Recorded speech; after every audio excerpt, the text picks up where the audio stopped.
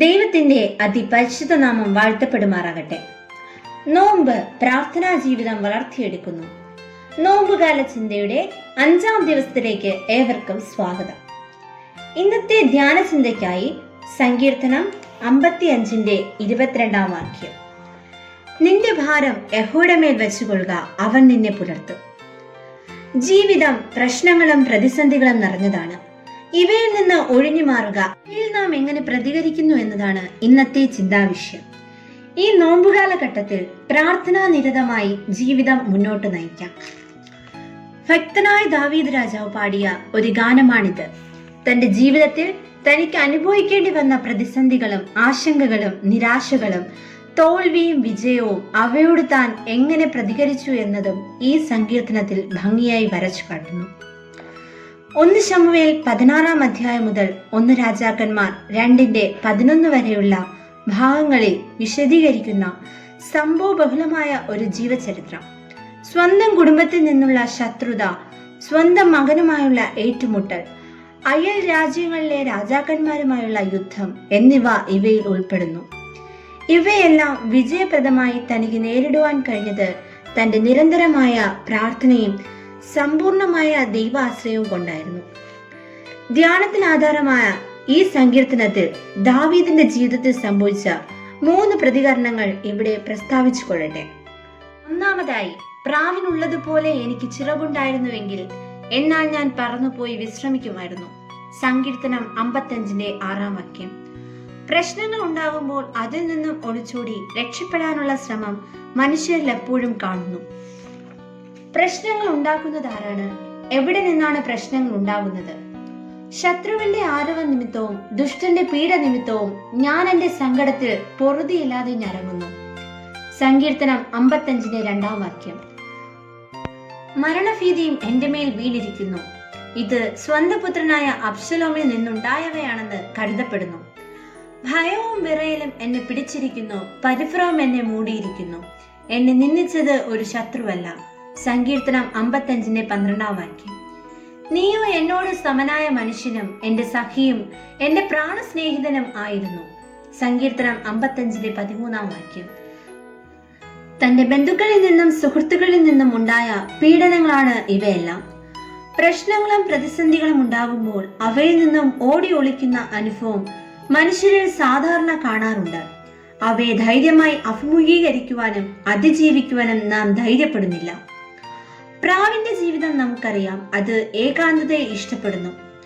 ഏകാന്തമായ സ്ഥലത്ത് കൂടുവയ്ക്കുന്നു. ദേവാലയങ്ങളിലും ഒഴിഞ്ഞ വീടുകളിലും പാർക്കുന്നു. മനുഷ്യരുടെ ശബ്ദ കോലാഹലവും സാന്നിധ്യവും ഇഷ്ടപ്പെടുന്നില്ല. പ്രശ്നങ്ങൾ ഉണ്ടാകുമ്പോൾ പ്രാവുകൾ പറന്നകലുന്നു. ദാവീദ് പറയുന്നു, കഷ്ടതയും മരണഭീതിയും എന്നെ എത്തിപ്പിടിച്ചിരിക്കുന്നു. ഈ സാഹചര്യങ്ങളിൽ നാം ഒളിച്ചോടാൻ ശ്രമിക്കാറുണ്ട്. വീടും നാടും വിട്ടോടുക, വീട് മാറ്റിവെക്കുക, പള്ളി മാറുക, ആത്മഹത്യ ചെയ്യുക, അരയിലും കഴുത്തിലും കൈകളിലും ഏലസ് എഴുതി കെട്ടുക. ഇതെല്ലാം ഒളിച്ചോടലുകളാണ്. ഇവ അനുകരണീയമല്ല. രണ്ടാമതായി, ഞാൻ വൈകുന്നേരത്തും കാലത്തും ഉച്ചയ്ക്കും എന്റെ സങ്കടം ബോധിപ്പിച്ച് കരയും. അവൻ എന്റെ പ്രാർത്ഥന കേൾക്കും. സങ്കീർത്തനം 55-16-17. ജീവിതത്തിന്റെ പ്രതിസന്ധികളിൽ ഉറച്ചു നിൽക്കുവാനുള്ള തീരുമാനം ഇവിടെ. ദൈവത്തോട് നിലവിളിച്ച് പ്രശ്നങ്ങൾ പരിഹരിക്കുവാനും അനുഗ്രഹം പ്രാപിക്കുവാനുമുള്ള തീരുമാനമാണിത്. ഞാൻ എന്റെ ദൈവത്തോട് പ്രാർത്ഥിക്കും. ദൈവം പ്രാർത്ഥന കേൾക്കുന്ന ദൈവമാണ്. ആഴമായ ദൈവവിശ്വാസം, സമർപ്പണം, നിരന്തരമായ പ്രാർത്ഥന എന്നിവ ഇവിടെ നാം ദർശിക്കുന്നു. 3 നേരം പ്രാർത്ഥിക്കുന്നത് ഒരു യഹൂദ വിശ്വാസിയുടെ ക്രമമാണ്. ദാനിയേൽ തന്നെ സിംഹക്കൂട്ടിൽ ഇടുവാൻ തീരുമാനമുണ്ടായപ്പോൾ 3 പ്രാവശ്യം പ്രാർത്ഥിച്ചതായി കാണുന്നു. മൂന്നാമതായി, പ്രാർത്ഥനയ്ക്ക് ദൈവം മറുപടി നൽകുന്നു. നിന്റെ ഭാരം യഹോവയുടെ മേൽ വെച്ചുകൊള്ളുക, അവൻ നിന്നെ പുലർത്തും. സങ്കീർത്തനം 55-22 വാക്യം. പ്രാർത്ഥനയ്ക്ക് 2 ഭാഗങ്ങളുണ്ട്. ദൈവത്തോട് യാചിക്കുക എന്നതും ഉത്തരം ലഭിക്കുക എന്നതും. ഇവ രണ്ടും ഇവിടെ നിവർത്തിയാകുന്നു. തന്റെ ഭക്തന്മാരുടെ പ്രാർത്ഥനകൾക്ക് ഉത്തരം കൊടുക്കുന്നവനാണ് നമ്മുടെ ദൈവം. ഞാൻ യഹോവയോട് അപേക്ഷിച്ചു, അവൻ എനിക്ക് ഉത്തരമരുളി, എന്റെ സകല ഭയങ്ങളിൽ നിന്നും എന്നെ വിടുവിച്ചു. സങ്കീർത്തനം 34-4 വാക്യം. ദൈവം വിശ്വാസികൾക്ക് തന്നിരിക്കുന്ന വലിയൊരു വാഗ്ദത്തമാണ് സങ്കീർത്തനം 91:15 കാണുന്നത്. അവൻ എന്നെ വിളിച്ചപേക്ഷിക്കും, ഞാൻ അവന് ഉത്തരമരുളും. കഷ്ടകാലത്ത് ഞാൻ അവനോട് കൂടെ ഇരിക്കും, ഞാൻ അവനെ വിടുവിച്ച് മഹത്വപ്പെടുത്തും. പ്രശ്നങ്ങളിൽ ഒരു വിശ്വാസിയുടെ ജീവിതത്തിൽ ഉണ്ടാകേണ്ട ശരിയായ പ്രതികരണമാണ് ഇവിടെ വെളിപ്പെടുത്തിയിരിക്കുന്നത്.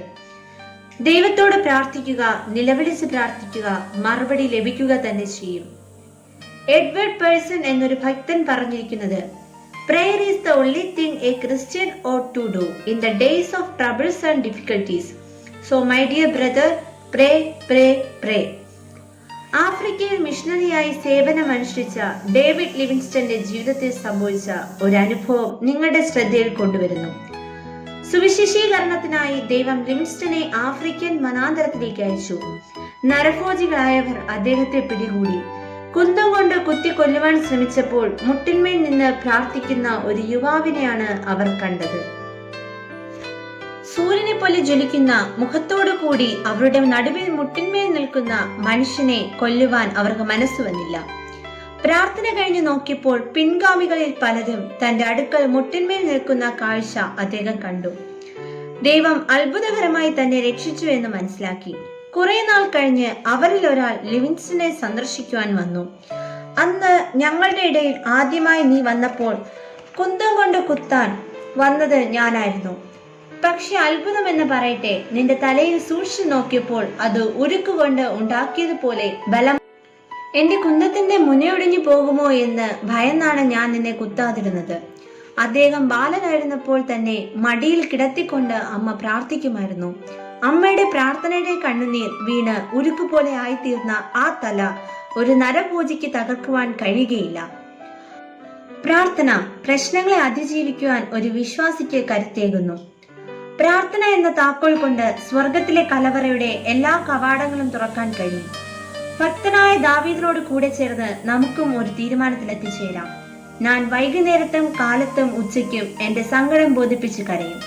അവന് ഈ നോമ്പ് കാലഘട്ടം പ്രാർത്ഥനാ നിരതമായ ജീവിതം നയിക്കാൻ ദൈവം നമുക്ക് കൃപ നൽകട്ടെ എന്ന് ആശംസിച്ചുകൊണ്ട് എന്റെ വാക്കുകൾ ചുരുക്കുന്നു. ദൈവം നമ്മെ അനുഗ്രഹിക്കട്ടെ. ആമേൻ.